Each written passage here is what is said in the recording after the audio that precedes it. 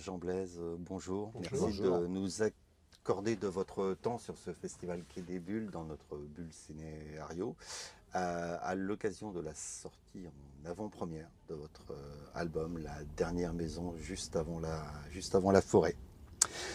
Comment est née cette dernière maison? Comment est né le projet? Est-ce que c'est quelque chose de récent, quelque chose qui remonte à beaucoup plus longtemps, qu'il y a une maturité quelque Oui, part? oui, c'est une idée que j'avais eue il y a une quinzaine d'années. J'avais écrit un synopsis avec tous les personnages, les lieux, tout. J'avais demandé à Marie-Hélène si elle pouvait me le lire pour me dire ce qu'elle en pensait.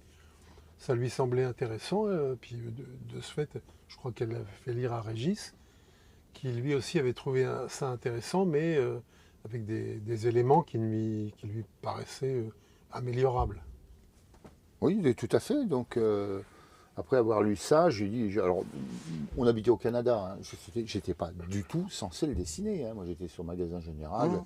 C'était juste un avis qu'on voulait lui donner. Donc là-dessus, il a tenu compte des remarques qu'on lui avait faites. Il a réécrit le scénario en conservant évidemment ce qui était conservable. Et il nous a refait lire une autre version.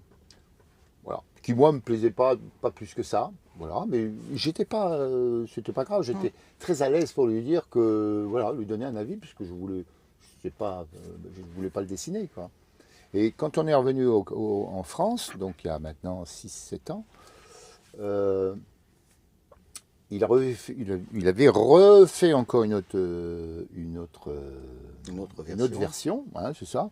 Mais bon, Oui. voilà. Et moi, ça me faisait pas. J'ai pas eu de déclic par rapport à ça.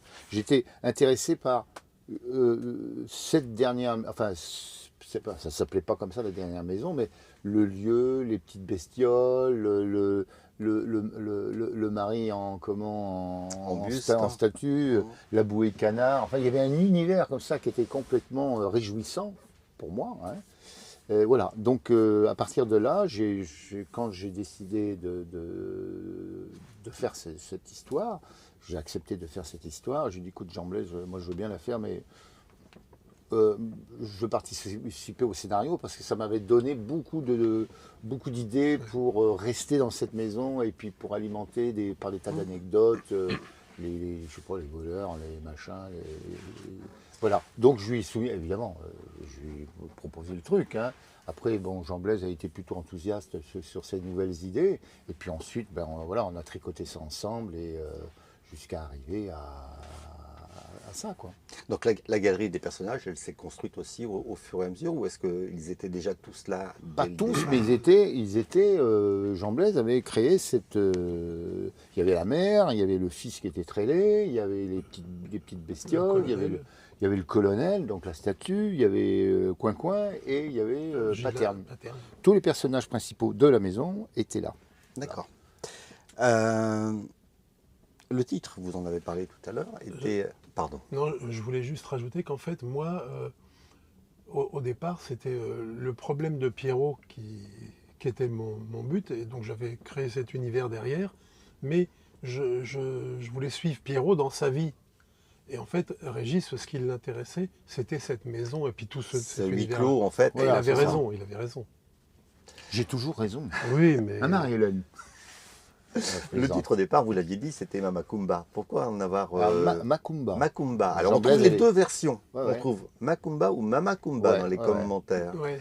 Pourquoi avoir changé ce titre et avoir apporté La Dernière Maison juste avant la forêt? Ben parce que moi, je me suis rendu compte, puisque quand même, je suis sur le terrain, j'ai dessiné, j'ai vécu avec pendant 4 ans. Hein. Je n'ai pas dessiné pendant 4 ans parce que je faisais des scénarios à droite à gauche. Mais pour cette période de 4 ans, je me suis rendu compte qu'à aucun moment, j'appelle Jean Blaise, je dis Jean Blaise, tu sais qu'à aucun moment, on ne parle de la mer avec le nom de Mamakumba. Enfin, ou de Macumba. Ben, il dit, ah oui, c'est vrai, à aucun moment on a parlé de ça, donc il faut absolument la nommer, parce que c'est quand même le titre du bouquin. Et puis bon, on a laissé tomber. Puis il y a un moment, ben, j'ai pensé à La Dernière Maison avant la forêt, et on s'est rendu compte que le titre existait. D'accord. Et c'est Marie-Hélène qui m'a dit, mais pourquoi? Alors après, on pensait mettre la dernière demeure avant la forêt, mais ça n'a pas Ça la fait un même, ça a pas peu le même morte vert truc. quelque part. Voilà, Ouais. ça ne fait pas le même truc. Et c'est Marie-Hélène qui dit, mais juste après la forêt. Et voilà, donc encore une fois de plus, Marie-Hélène. Votre collaboration date du Grand Mort. Oui, non, on avait fait un truc. On avait fait une histoire courte sur un album sur les chansons de Renaud qui s'appelait Pierrot. Hum, Donc moi j'avais invité Jean Blaise qui lui avait un boulot qui l'emmerdait, qui était donné du tricot, je sais pas quoi. Hein. Ouais, Enfin bref, enfin un peu importe. Et il rêvait de faire de la bande De la dessinée. bande dessinée. Donc on s'est rencontrés, ça fait quoi, une bonne trentaine d'années, par Oh, l'intermédiaire de Marie-Hélène, qui bon, c'est son cousin, cousine. Donc il est venu me voir.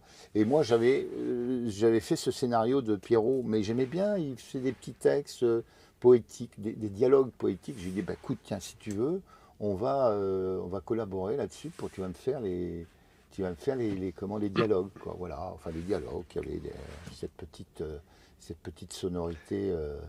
Donc là, vous vous retrouvez sur une fable à nouveau fantastique. Est-ce que c'est ce style d'écriture qui vous rapproche quelque part? Est-ce que vous avez le même esprit un peu?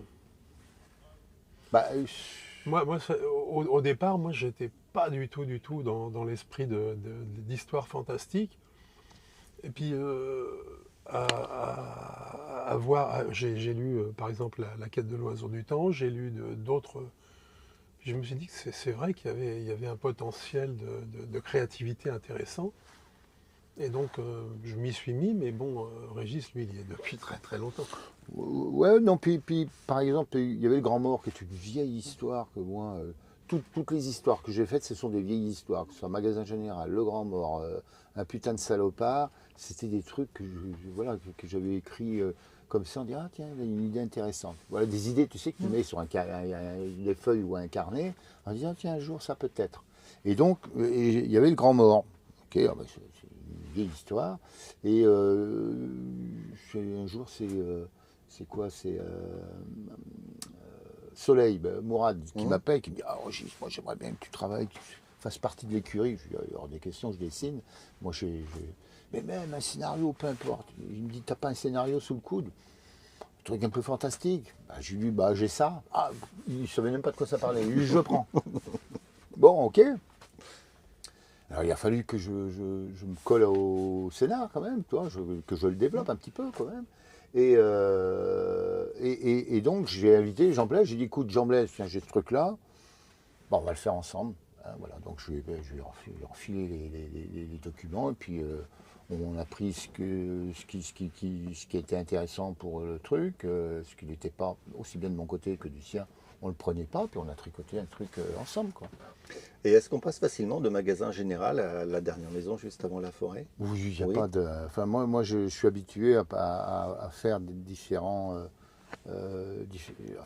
styles ou d'approches au niveau du scénario, que ce soit la quête qui n'a rien à voir avec Peter Pan n'a rien à voir avec Magasin Général n'a rien à voir avec Mickey, et Mickey n'a rien à voir avec. Voilà. Mais pour la dernière maison, juste avant la forêt, s'il y avait une référence à avoir, c'est ce que j'avais fait dans les années 70, un album, je ne sais pas si tu t'en souviens, qui s'appelait Les Nocturnes. Non. Et c'était un ramassis d'histoires que je faisais dans les petits magazines à droite à gauche des années 70, alors que ce soit Mormoile, que ce soit Fluide Glacial, que ce soit Tous Bourrins. Enfin, dis-toi, des petits trucs, c'était des petites histoires de 3-4 planches qu'on avait rassemblées et puis qu'un éditeur suisse avait sorti qui s'appelait Les Nocturnes. Et donc c'était un peu cet univers-là, ça se passait la nuit, il y avait des petits monstres, des pavillons de banlieue, 3-4 pages, donc je ne racontais pas énormément de choses, mais c'était des ambiances. Et quand j'ai lu la première, quand j'étais au Canada, la première mouture, voilà, pour moi, le premier quart de son scénario, ça me rappelait ces trucs-là. Et d'ailleurs, Marianne m'a dit, lis-le, tu vois, je pense que ça va te... Voilà, ça va te parler un petit peu, tu vois. Et je suppose que tu faisais référence à ces histoires-là, tu vois. Et moi, j'aime bien ce genre de choses. Donc, j'ai adhéré tout de suite à ça, quoi. Quelle technique de dessin as-tu utilisée pour la dernière maison? Un petit peu de tout, d'après ce que j'ai cru Oui, moi, comprendre. moi, d'abord, ma table, c'est un chantier. Donc, je pense ce que j'ai sous la main, enfin, ce que j'ai sous la main, en général, c'est une plume, ou là, c'était des feutres japonais, tu sais, des zébras. Alors, ça peut être ça, il y a de la plume, il y a un peu de pinceau, mais c'est surtout feutre et plume. Alors, Mais quand je dis feutre, attention, hein, je dis feutre, c'est pas le feutre qui, avec le temps, jaunit et s'efface, hein. C'est vraiment des feutres japonais. Tous les mangaka utilisent ce genre de feutre. alors, il y a quelques noms qui rappelleront certainement des souvenirs à quelques lecteurs. Moi, j'ai noté rapidement Zambla, Ah Le ouais, Kid, Blake, Kiwi, Zagor. ouais. L'extravagance niche dans le détail, mais j'ai Ouais, ouais. l'impression que vous avez vraiment pris un plaisir, je dirais presque potache à Ah écrire. ben complètement, ouais. Ah oui, oui, Oui, oui. ça, chaque fois en le faisant, parfois on rigolait comme ça. Mais c'est Régis qui a eu l'idée d'utiliser Non, mais, les illustrés comme ça. ça a déclenché parce que tu as fait un personnage qui avait le nom de Zagor. Oui, Et c'est Zagor, ça. c'est un truc, qu'on disait ça quand on était Oui, bien gamin. sûr. Alors évidemment, Kiwi, Zambla, Kim, Black le Rock, Black le Rock. Alors après, normalement, il y avait Tartine, mais je ne l'ai pas mis Tartine parce que j'ai préféré Bécassine parce que tout le monde connaissait Bécassine. Et puis après, ben, la petite fille, c'est Olive. Alors donc chacun a un nom. Mais on a fait une interview là tout à l'heure avec une dame et je lui ai fait référence à ça. Ça ne passait pas. Ah non, Bah, mais si, je en plus, sais pas, à mon j'ai pas avis, connu. c'est plus, ma voilà. Bah génération, oui, c'est ça. obligatoirement, parce que Ouais, moi, ouais. effectivement, je lisais Black le Rock, je lisais Ouais, ouais, Zambla, c'est ça. je lisais, tout ça. Si vous deviez décrire l'album en 3 mots, lesquels seraient-ils? Moi, je dirais ébouriffant. Humour. Oui, c'est complètement farfelu. À la fin du texte de Marie-Hélène en 4e de couverture, le dernier mot, là, il est pile ce qu'il faut, je trouve. Alors, moi, j'en avais 3, je vais vous les proposer, vous allez me dire Ah ouais, si j'avais marqué délectable, ouais. déjanté et fripon. Ah Oui. bah oui, oui, Oui, oui, ça oui, tout à fonctionne. fait. Ça Oui, résume oui, à peu oui, près aussi, l'album. oui. Oui, Aussi, oui, tout à fait, tout ouais. à fait. Ouais, ouais. Eh bien, écoutez, moi, je vous remercie beaucoup de nous avoir accordé ce temps, et puis surtout, merci Ben, pour merci cet à album. Ah vous. ben, Franchement, merci beaucoup. c'est magnifique. Ouais, merci. Un réel Ouais, ouais. plaisir Ça vous à a le plu? lire. Ah oui. Ben, Et je- alors, je l'ai lu une fois, je l'ai lu 2 fois, et je crois que j'ai pas fini de le lire. Ouais. Et de le relire. Parce que voilà, il faut s'en imprégner complètement. Ouais. Il y a certainement plein de choses, des détails qui m'ont Oui, il y a beaucoup qui de m'ont détails. encore échappé. Bah, peut-être, c'est possible. Tout à l'heure, en venant ici, hein, il y a une dame qui nous arrête. Une dame d'un certain âge, hein, ouais, elle devait avoir au moins 65 ans à peu près. Une jeune pour nous. Oui, une gamine. Et elle dit, oh, Monsieur Daudet, parce que m'a reconnu, j'étais juste devant, et elle n'avait pas vu Jean Blaise, c'est pour ça. Et elle lui dit, oh, j'ai lu le truc, mais je me suis marré. Qu'est-ce que c'était bon, qu'est-ce que ça fait plaisir. Hein, c'était étonnant. Hein. Oui, oui. Non, non, mais Ah bah là, je c'est pense ouais, que c'est c'est exactement la la plus grande réaction réussite. que. Ouais, ah, C'est ouais. une réussite quand C'est on tout à entend fait. ça. Ah bah pour nous, c'était. Et alors, tu vois, mon fils qui l'a lu, alors je lui dis, alors qu'est-ce que tu en as pensé? Ouais, bon, j'ai trouvé ça sympa, mais bon, j'ai pas compris trop comment ça se fait que. Je suis Jean Blaise, quand même, tu l'as lu, c'était le soir, c'était fatigué, oui, c'est vrai, mais bon, quand même. Bon, il me dit, ouais, bon, c'était sympa.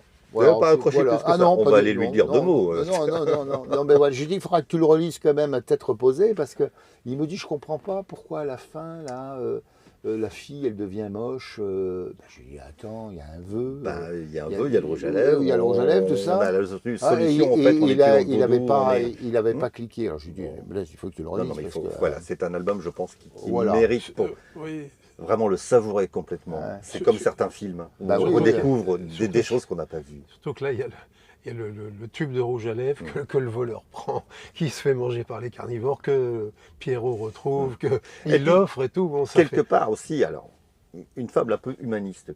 Enfin, moi, je trouve que les monstres Ouais. ont les réactions et les sentiments les plus humains de l'album. Mhm. Oh, bah, Ah, ils sont, oui, ils sont. Paterne aussi, parce que Oui. en fait, il défend les monstres, Ouais. il accuse, comment dire, Mamakumba de faire du racisme et tout, pratiquement. Et Et donc ça fait un parallèle justement, puis ça lui donne. Oui, parce pour la petite anecdote, comme ça, j'ai un fils qui est libraire à Montréal, et quand pour montrer pas toutes les pages, hein, mais le début des pages, je sais pas, les 30 premières ou 40 premières, enfin, peu importe, il était venu, il dit, attends, papa, tu vas pas faire ça, avec le noir, là, Banania et tout ça. Je dis, bon, c'est un truc humoristique quand même, c'est pas... ah non, tu peux pas, c'est pas possible. C'est pas politiquement correct. Voilà, tu sais, il fait partie de cette génération un peu woke, donc il est un petit peu à l'écoute. Je dis pas qu'il est ça, mais bah, voilà, c'est sa génération, donc il est attentif à ça. Et donc, Marie-Hélène me dit, tu sais, il a peut-être raison. Hein, en ce moment, c'est vrai que pour un oui, le problème de Bastien Vives, puis il y a plein de gens qui ont eu des problèmes voilà, parce qu'ils ne sont pas dans le politiquement correct. Ah, il y a eu un Spirou. Oui, c'est ça. Oui, Bah, aussi, toi, il y avait avec plein de... Dany. Oui, T'avais et plein de nous, trucs. on avait vu Dany 6 mois avant. Ouais, et ouais, c'est ça, ouais. admirablement. Moi. Voilà, on ne fait pas attention à ça. Et donc j'ai enlevé, et je me suis dit, ils ont peut-être raison. J'ai enlevé les 16 sur les 30 premières pages, toi, là où il est là. Mais ça ne collait pas du tout. Le personnage, il avait plus ce look-là, quoi, tu vois. Donc j'ai refait mes petites rustines et puis j'ai recollé tous mes fesses que j'avais enlevés. Enfin tous, j'en avais peut-être sur les pages, il n'est pas à toutes les pages, mais au moins une quinzaine de fesses que je lui ai remis sur la tête. Ça ne collait pas, il n'avait plus du tout le même look. Et la Minerve alors? La Minerve, c'était plus pour moi, comme ça. J'ai pensé à Eric Grundschroen, bien sûr. voilà, et donc il a la Minerve, et puis j'avais envie de cette réflexion, parce qu'il y a Mimi qui lui dit, mais c'est quoi, c'est le coup du lapin, non, just, je ne sais plus quoi. Je dis que c'est comment, sa patronne s'est entichée de la chiropraxie, et que voilà, elle s'est entraînée, donc voilà, petit peu donc brutale. elle a été sûrement brutale, voilà, donc j'en ai pas, après moi dans les dialogues, tout ça je l'ai complètement oublié, j'ai pas voulu, mais j'aurais pu en faire dans un dialogue ou un autre, j'aurais pu peut-être appuyer là-dessus, mais bon, il y a tellement de choses qu'on peut, les gens, ça passe ou ça passe pas, quoi. Enfin ça, ils retiennent ou pas, quoi. Voilà, ça passe très vite. Ouais. La dame qui vient de nous interviewer nous disait qu'elle trouvait que c'était très très dense et qu'elle allait devoir le relire. Ah, parce qu'elle dit à chaque page, c'est un autre. Et ben voilà, on dit la même chose. C'est un album qui mérite plusieurs lectures. Non pas parce qu'on ne comprend pas, mais parce qu'à chaque fois, je pense qu'il y a des détails qui vont apparaître et qu'on ne voit pas forcément. Oui, bien sûr. Ouais. Non, c'est vraiment un superbe album. Et encore, merci beaucoup. Merci à vous. Bon, on va s'en aller là, hein, maintenant, parce que là, c'est trop. Hein, on a les chevilles qui vous gonflent.